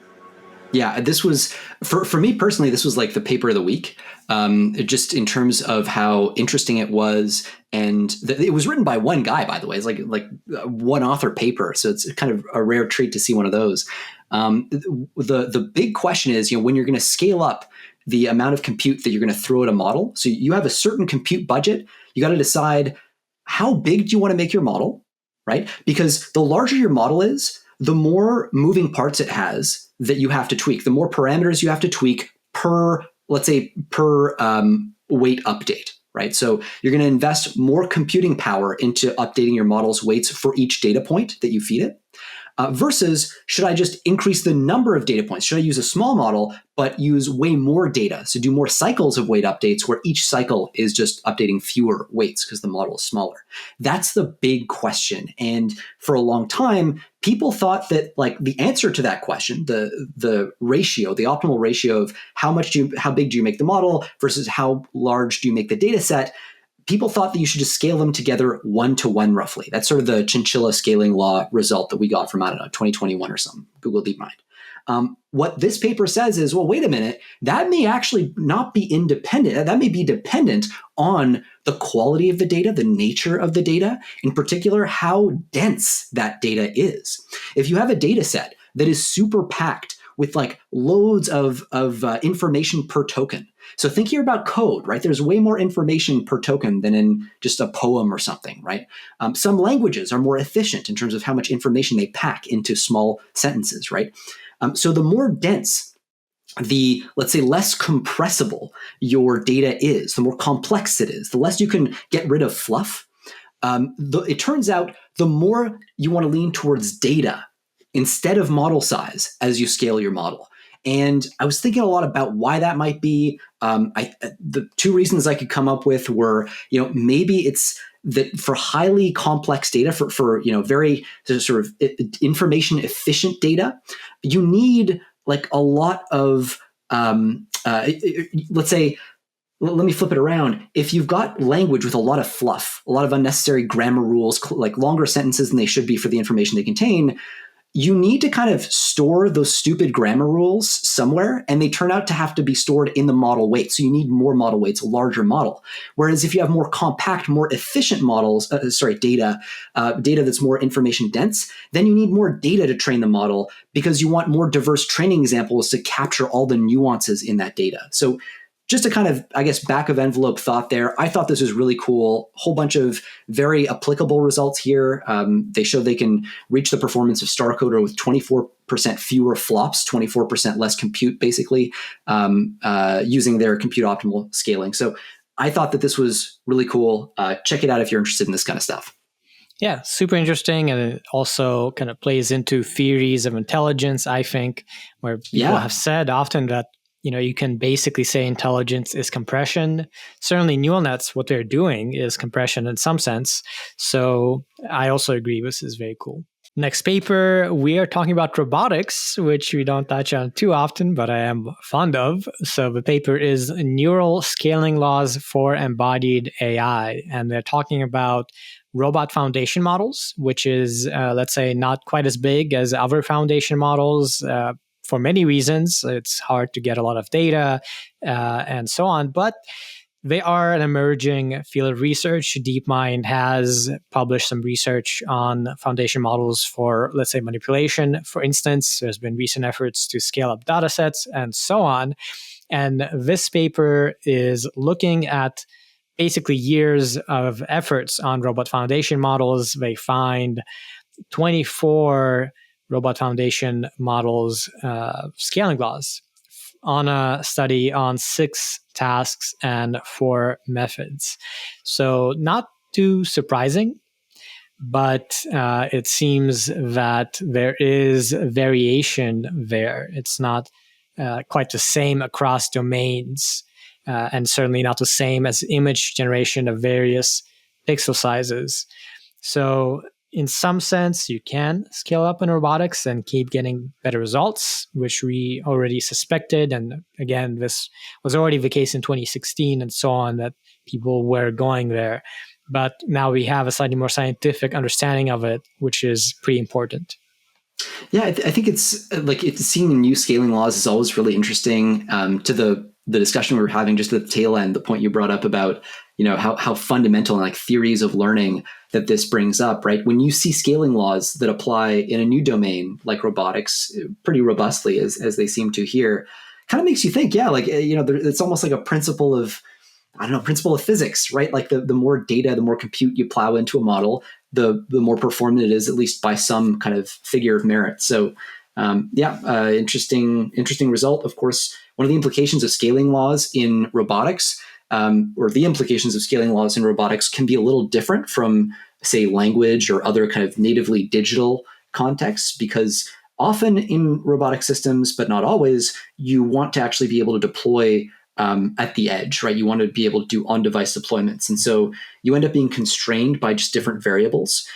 Model size becomes a bigger variable constraint than necessarily things like data or compute. So you might find that, we've got a $10 million budget, but for that budget, we could afford to train a much bigger model than we can actually fit on our edge device. And so you end up doing, data optimal training or, other things. So kind of interesting to see these laws laid out again, and hopefully more research like this to follow.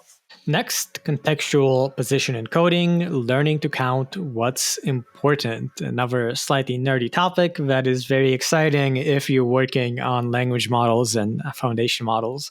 So real quick, attention is very important in transformers. And part of how you do that is when you encode the inputs to your model, you add on position encodings to tell you where in the sentence, for instance, or other place you are, because otherwise transformers are invariant to order. So they don't know, like, this is the beginning of a sentence, this is the end of a sentence. And typically there's a lot of ways to encode position, but roughly speaking, you want to say this is earlier, this is later. And they are independent of context. They are independent really of the content, so to speak. And this paper is saying that you can do a different way of positioning that is contextual. And that means incrementing position only on certain tokens that are determined by the model. So you can attend, let's say, to the ith particular word, noun, or sentence. And if you do that, you enable the model to work on tasks that otherwise are very hard for it, like selective copying, counting, and flipping tasks. And they also show that this improves perplexity on language model encoding tasks, basically makes things work better. So pretty exciting.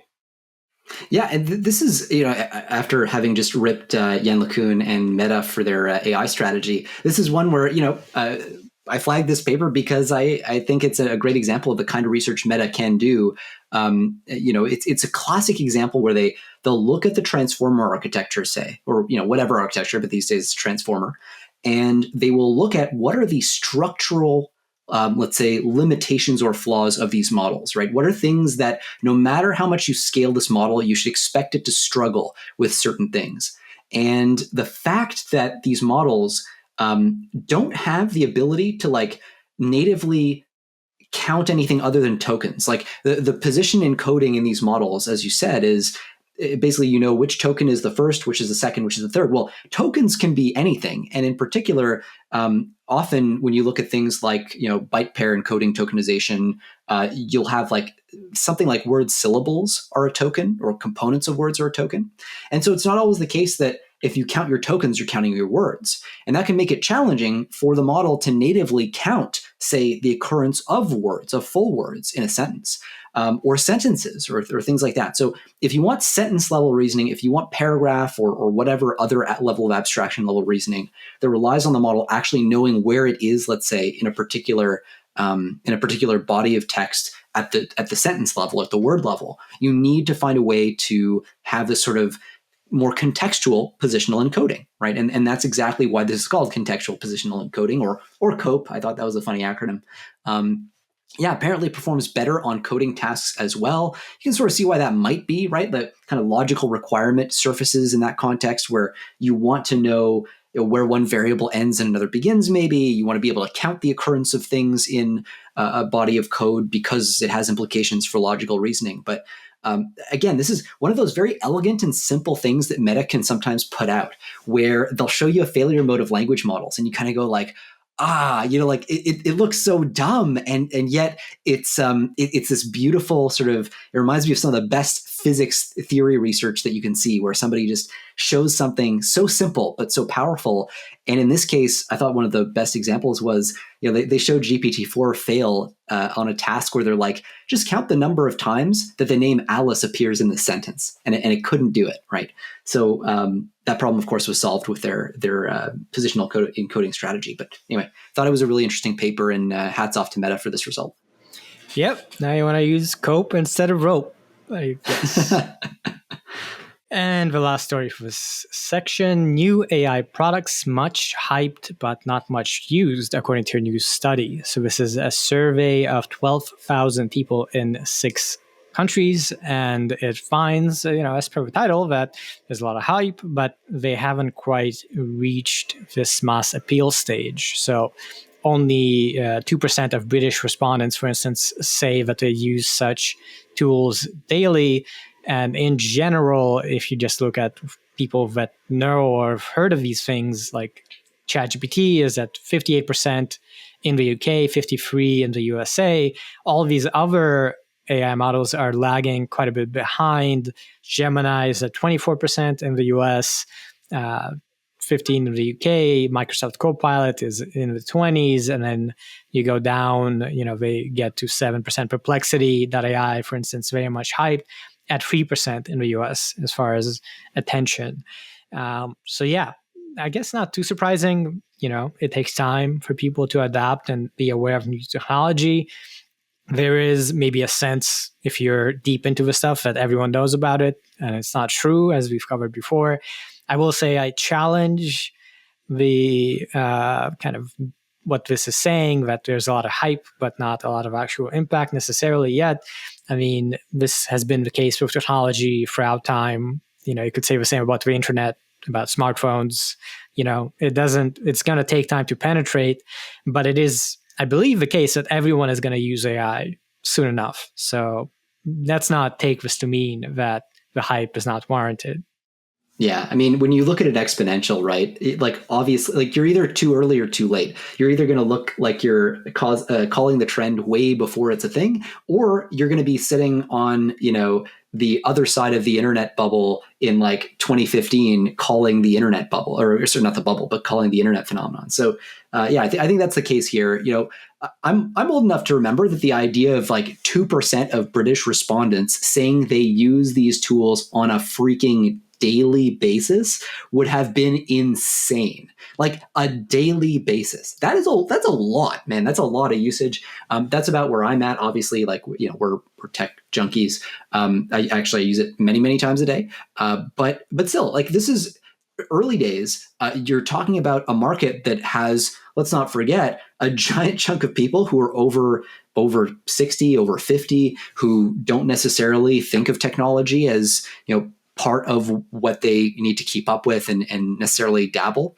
There's a famous tech book called Crossing the Chasm, or business book, that kind of goes into this phenomenon where it takes a long time to kind of break through to each new level of user. But to your point about impact, I don't think that the metric that matters for impact is how many people actually use these services. It's how much value is being created by the services, right?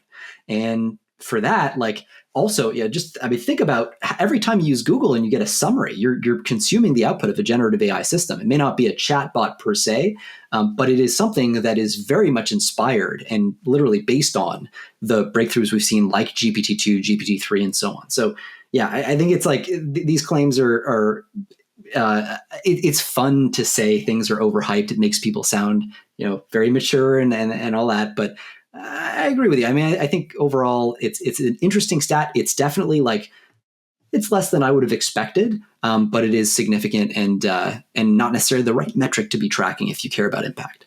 On to policy and safety, and we start with something a little bit spicy. Once again, we're talking about OpenAI drama, one of the stories that has come out this past week.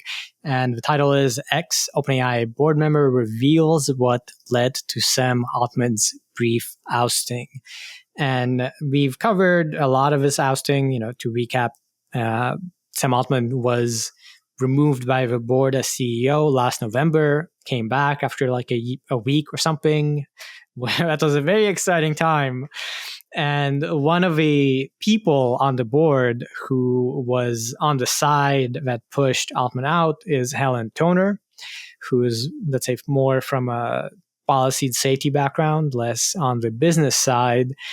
And yes, in a new interview, she spoke and provided more details about what happened. So, for instance, she said that the board only learned of ChatGPT on Twitter. They didn't get the heads up. Said that on multiple cases, there was lack of transparency regarding safety processes and some even misleading information.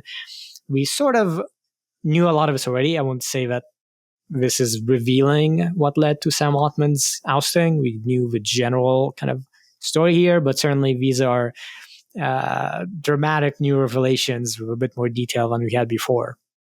Yeah, and some of the detail I think is new and more specific, right? So one of the things that Helen Toner highlighted here so there are a couple of things. There's a big podcast that she did with, I guess, the TED organization, and then there was this Economist article, and one of the things that she highlighted is the board apparently believed that Altman cultivated a, quotes, toxic culture of lying and engaged in, quotes, behavior that can be characterized as psychological abuse. She is not the first person to make this kind of allegation.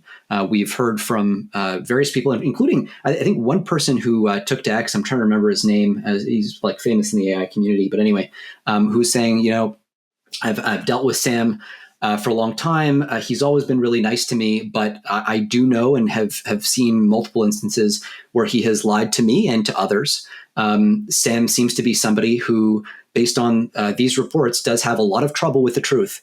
And that's concerning when you look at a guy who's running an organization with a mission as important as OpenAI's. Certainly that hasn't been helped by the revelations we've had surface, and we'll talk about this. But OpenAI institutionally, it seems, silencing whistleblowers and former employees. This is certainly something that my team has been aware of for a long time, as we've talked to whistleblowers at the various frontier labs. Hearing about the challenges that people have in making the decision to come forward.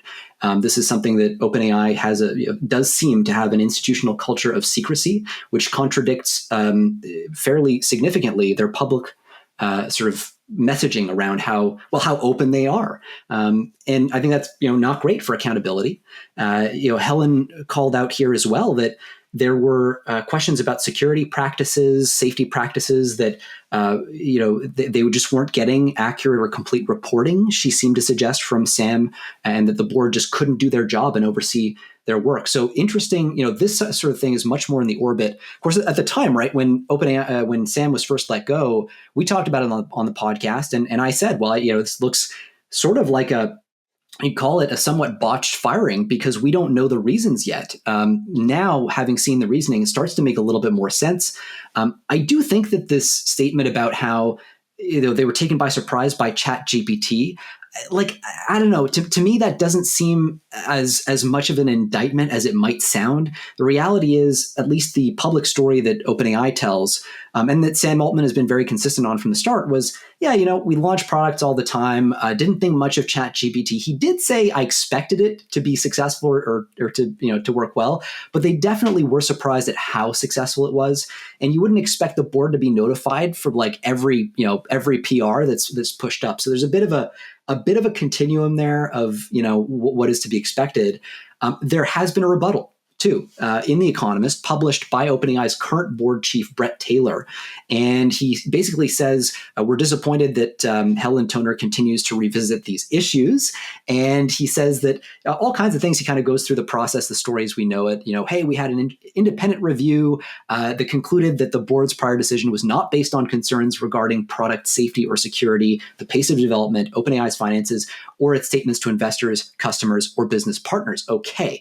There are a lot of asterisks in that we could get into and maybe don't have time for, but I think ultimately it does not address the question of the board. Was the board kept up to date on these issues or no? There's a lot of very careful language here that frankly mirrors all too closely very careful language that we've seen OpenAI deploy in the past, including in the context of these sort of whistleblower employment agreement things that have caused so much trouble in the last week. So, I think this is tricky. Again, these are serious allegations, right? Helen is coming out and saying on multiple occasions, he, meaning Sam Altman, gave us inaccurate information about the formal safety processes that the company did have in place, meaning that it was basically impossible for the board to know how well those safety processes were working or what might need to change. So, again, for a company with, as they themselves, as Sam Altman himself puts it, is on track to change, if they're right, the face of humanity as we know it, more openness is simply required. I can tell you that OpenAI employees themselves still don't know the full story. There are a lot of problems there if there's not openness, even at the level of the employees in the company itself. So the shiny luster may be coming off the company a little bit. And I think until we have answers to these questions, perhaps rightly so, perhaps people should be asking themselves fundamental questions about the governance implications of a lot of this behavior. Right, and this is coming out just following the Scarlett Johansson episode from last week, where there was a similar story where, OpenAI was like, well, we didn't intend, or it wasn't meant to be based on Scarlett Johansson, but Sam Altman did tweet her, and it was revealed that he personally lobbied for this. So not exactly lying, but not exactly being fully transparent necessarily. And I think more than anything, these things are kind of shaping people's perspective of Sam Altman in particular. Less so OpenAI in general, but Sam Altman in particular. And it does kind of expand on a general understanding of Sam Altman. So for instance, at his first company, what I read was, employees came to the board asking him to be ousted for, let's say, similar reasons. And it's worth noting that he was lead of Y Combinator. So he's very much in this Silicon Valley startup environment. And one of the ethos of that world in general is to be kind of rule breakers, to fake it till you make it. If you know how startups work, you may not always be fully honest in your quest to succeed. So I will say, having gone to Y Combinator, like the ethos at YC is actually very sort of like oriented towards being a positive force in the world and building to build. And to the extent that you're breaking rules, it's because you assess those rules are sort of poorly developed, are not kind of in the interest of the wider world. And some amount of rule breaking is necessary in life. I think the challenge with Sam A is the extent to which this may be pathological, and the extent to which, given the context, right? Like OpenAI is a very powerful company. It may become the most powerful company if Sam Altman's own thesis turns out to be true. And if that's the case, you just can't be having these sorts of questions. And again, like you just rattled a bunch out. Scarlett Johansson, we got this. We had literally a few days before this news that apparently, so Jan Leike, the former head of alignment at OpenAI, left in protest saying, look, Sam A promised us 20% of the compute budget that OpenAI had raised as of some date in 2023 to help with super alignment. They did not deliver on that promise. These are very substantial. These speak to the core mission of OpenAI that apparently is not being upheld by Sam Altman and by the board and by the executives. These are really deep issues. And I think we are not even close to having the answers that we need on any of these questions. It would be great to have a little bit more clarity and transparency and, frankly, accountability ultimately if these concerns turn out to be valid. And that's something we can't find out without more transparency. Yep. So there you go. Once again, we are shilling for AI. And speaking of Jan Leike, the next story is OpenAI researcher who resigned over safety concerns joins Anthropic. So he went from one of the leading companies to another. And actually, it's funny, Anthropic was a spin out from OpenAI initially. Like the founding team was former OpenAI employees. So in some sense, this is appropriate. And what we know is Leike will be working on essentially similar things on this kind of super alignment idea of aligning AGI in particular, alignment more for the long term of super models, less so for today's models. So yeah, not too much more to the story, but I think very significant.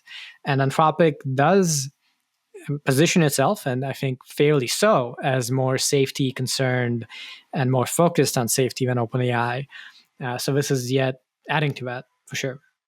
Yeah, for sure. And this is consistent with what Jan Leike said when he left OpenAI, again in protest. At that time, he posted in a tweet, he said, we're long overdue in getting incredibly serious about the implications of AGI. We must prioritize preparing for them as best we can. So he's looking to continue his work on, as he put it, scalable oversight. So basically having, essentially you think of this as like smaller models oversee in a reliable way larger models, weak to strong generalization, and automated alignment research, which had been a key pillar of OpenAI's strategy. They kept saying, look, we're gonna use weaker systems to automate the process of doing alignment research to help us align increasingly powerful systems. A lot of people have criticized that strategy. To me, it seems like it's one of the strategies that could actually work. I think it's incredibly risky if you take the risk seriously, but which some may not for various interesting and potentially good reasons. But still, I think it's a risky piece. He's moving over to Anthropic. They've got as you said, an amazing track record on things like interpretability in particular. So it'll be interesting to see those efforts pair to the scalable oversight and weak to strong generalization stuff that Leica's doing. Not mentioned here is Ilya Sutskever, who also left OpenAI, interestingly, exactly 6 months, it seemed, after the attempt to oust Sam Altman and Sam's return. So it kind of makes you wonder, if there was some provision for a period of notice that he had to give or something, which is why we hadn't heard from him. We still don't know. Where's Ilya? As the meme goes, we still don't know what Ilya is doing or what project he might be working on. And onto lightning round, where we'll try to be a little quicker. But as we said, there's a lot going on this week. And, we just got finished, let's say, criticizing Sam Altman. But unfortunately, we got to go back to it with this next story. So the story is that leaked OpenAI documents show Sam Altman was clearly aware of silencing former employees. You've talked about how this was one of the controversies that emerged with regards to the safety team. One of the employees came out on Twitter saying that they gave up, they didn't want to sign an NDA, and in the agreement, when you leave the company, apparently you had to sign very strict requirements not to talk negatively about OpenAI, not to disclose various things, or OpenAI could claw back the equity, the ownership you had in OpenAI, amounting to a lot of the money you made with the company, a huge amount of value, right?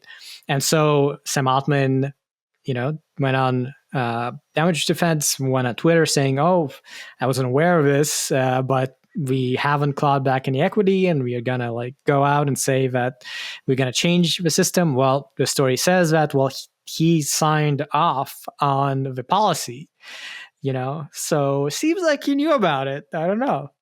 Yeah, I think the headline here is maybe a little ungenerous, saying he was clearly aware. The reality is his signature was on a series of corporate documents that established this practice, right, that formalized it. Okay, that's serious. You really should be reading the corporate documents that you sign, especially if you are the CEO of this company, and especially given your company's commitment and your own personal commitments to openness and transparency. Absolutely true. That being said, does everybody read all the fine print? No. That being said, this is really fine print that, if I'm a betting man, I am putting my money on Sam knew this was a thing.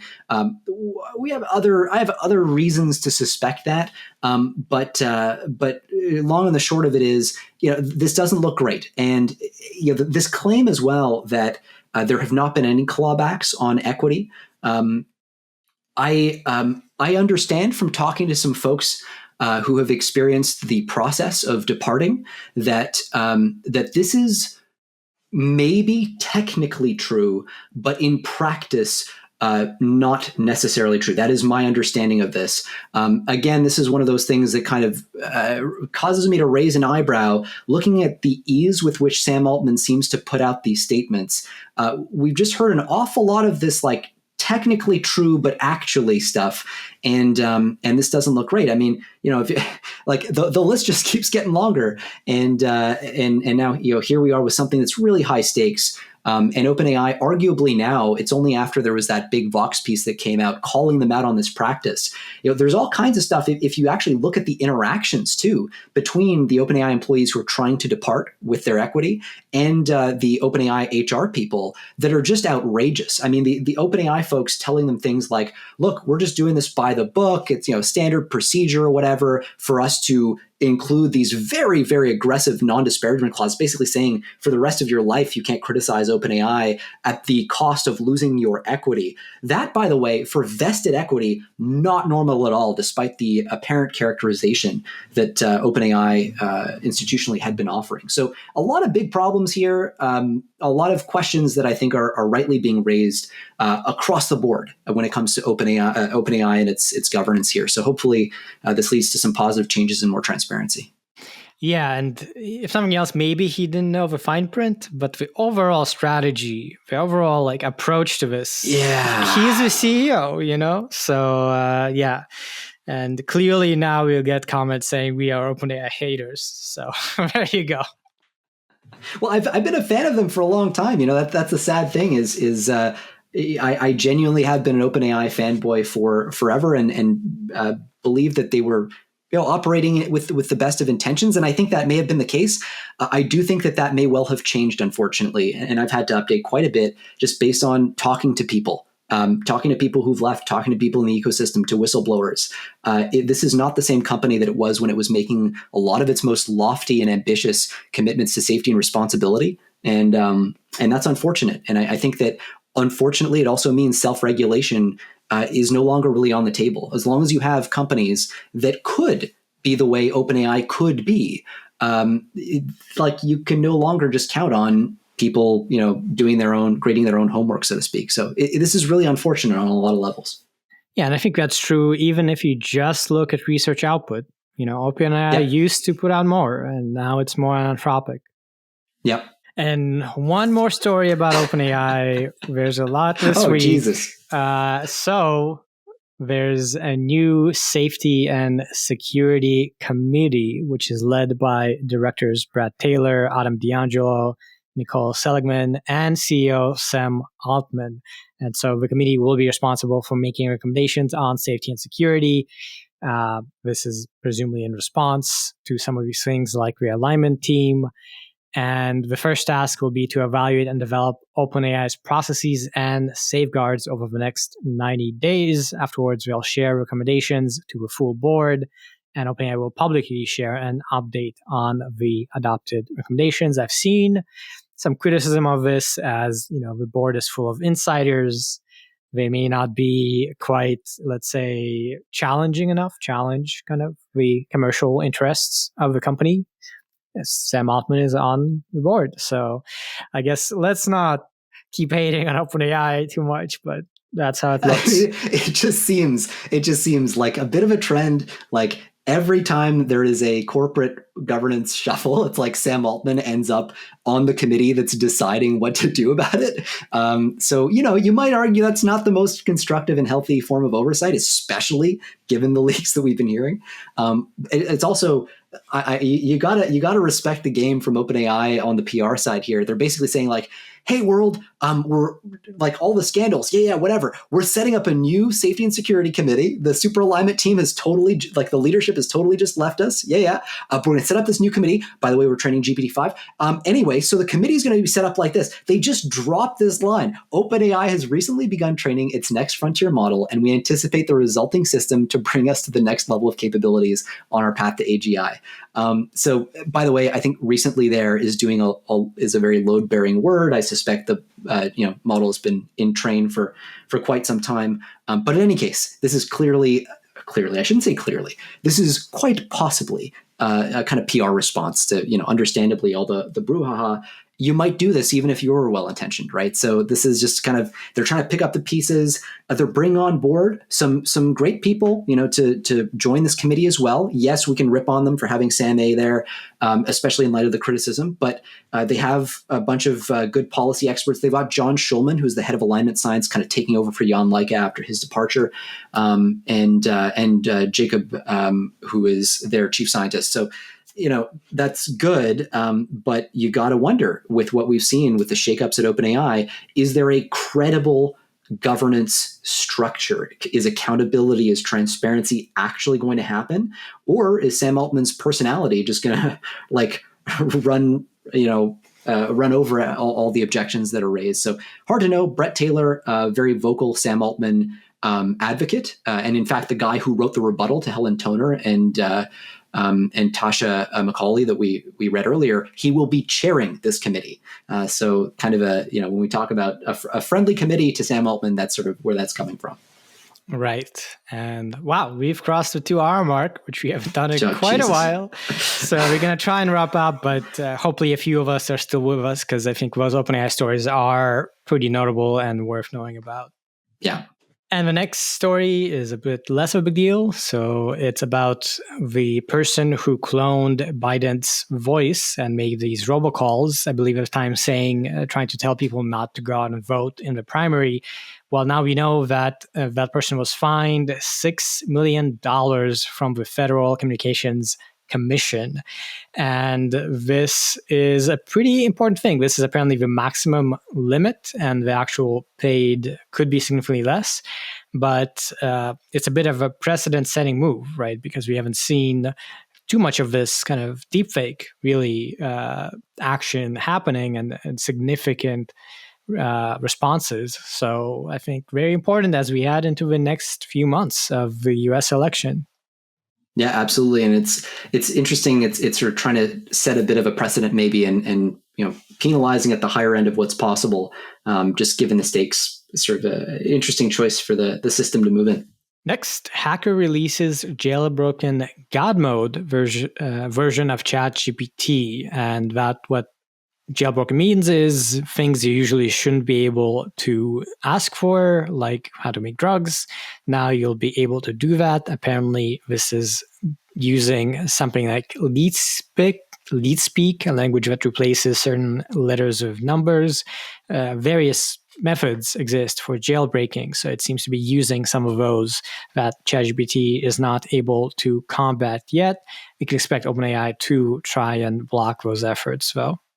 Yeah, this jailbreak comes to us by way of one of my favorite Twitter followers, which is Pliny the Prompter. He always comes out with really cool jailbreaks and things. Lead speak, by the way, is this disappointingly stupid, simple way of modifying your request, your prompt. So replace every instance of the letter E with the number 3, replace every instance of the letter O with the number 0, for example, and you kind of get what that vibe looks like. It doesn't work anymore. So this is a GPT that he deployed, and for a short period of time, people could use. It's been taken down. Surely this vulnerability is going to be all patched up. But it's another example of like just how dead simple and embarrassingly simple some of the jailbreaks can be. This is a symptom of how hard it is to get AI systems to do what you want them to do and not what you're training them to do, right? That idea of the alignment, the difficulty of aligning these models. So yeah, kind of interesting. I tried clicking on the link. It does not work any longer, unfortunately, or at least as of the time that I tried. So no God mode for us today. And one last story for the section. China creates $47.5 billion chip fund to back nations' firms. So this is the third phase of the National Integrated Circuit Industry Investment Fund, and that means that they have 344 billion yuan, that's 47.5 billion US dollars, which is coming from the central government and state-owned banks and enterprises that will back semiconductor and compute efforts. Yeah, you can think of this as China's answer to the Biden administration's CHIPS Act, right? The Chips and Science Act, which was $39 billion for chip makers, but then there was an additional $75 billion in loans and guarantees. So you're talking about here something in the same orbit. China obviously trying to achieve semiconductor self-sufficiency for all kinds of strategic reasons. Turns out the largest shareholder in this fund is going to be China's Ministry of Finance. So you're very much looking at the classic sort of Chinese PRC central planning game here. So that may be in a bit of contrast to the approach that's being taken in the States. It looks like they're actually going to be owning some equity in the outcomes. But yeah, really interesting. Beijing struggled with getting these things to pay off, by the way. We've talked about this before, but lots of corruption, lots of fraud as the capital just flows into this ecosystem. And that's just the cost for them of doing business. They need to burn some of that cash to take bets on a large number of potential semiconductor companies to let them achieve what they're trying to achieve. And on to the next section, synthetic media and art. We only have one story, so this is the last story of this big, long episode. And it is Alphabet and Meta offer millions to partner with Hollywood on AI. So for instance, Warner Bros. Discovery Inc. has expressed a willingness to license some of its programs to train video models. It sounds like not everything. Walt Disney and Netflix aren't willing to license their content to these companies, but have expressed an interest in other types of collaborations. So this is a bit of an overview article. And I also found it interesting that it notes that no major studio has so far sued a tech company over AI. So these Hollywood companies, unlike, let's say, music companies, are maybe taking a more friendly stance in general. Yeah. I'm really curious how this shakes out. There's so much money at stake, and one of the challenges they face too, right, is just like the democratization of the ability to generate Hollywood quality video, right? I mean, it's not impossible that video production gets like mid-journified in that sense. So we get mid-journey for video or stability for video in a very reliable way sometime in the coming years, coming months, maybe even. And at that point, you're really leveling the playing field between the insane production costs in Hollywood, which is obviously why they're interested in this tech in the first place, and then the indie developers, I guess producers, if you will. I don't know, not a Hollywood guy, but that population. So this could signal a structural shift too, long term, in the way that movies and content is generated and consumed. And with that, we are done with this episode of Last Week in AI. Again, I'll mention the newsletter at lastweekin.ai. And yeah, this was a good episode to have you back, Jeremy. Lots to talk about and lots of cool drama, let's say. Yeah, no shortage. So, as always, I will mention that if somehow you're not subscribed, we would appreciate it. In particular, if you head over to the YouTube channel, it's called Last Week in AI. Might be helpful to subscribe and like stuff. I don't know. Algorithms rule all these systems. And speaking of algorithms, if you do stop by and give us a review on Apple Podcasts or Spotify, that will help us reach more listeners. So we will like that review and any feedback you've got. But more than anything, we do enjoy people listening. So please do keep tuning in and enjoy the AI-generated song that will now start. Ooh.